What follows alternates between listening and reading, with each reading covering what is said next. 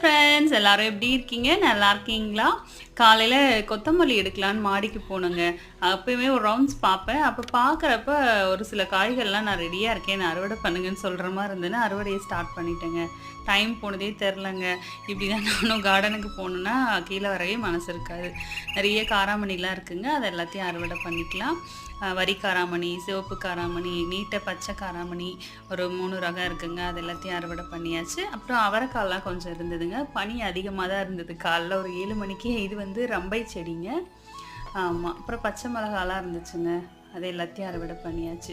கொத்தமல்லி பறிக்க தான் வந்தோம். இன்னைக்கு பார்த்தீங்கன்னா, இவ்வளோ காய்கறி கிடச்சாச்சுங்க. காலையில வீட்ல குக்கிங் வேலைய பார்க்காம மாடிக்கு வந்துட்டு இவ்வளோ கத்திரிக்காய், வெண்டைக்காய், மிளகாய், கொத்தமல்லி, காராமணி, அவரைக்காய் எல்லாம் கிடச்சிருக்குங்க. ரொம்ப சந்தோஷம்.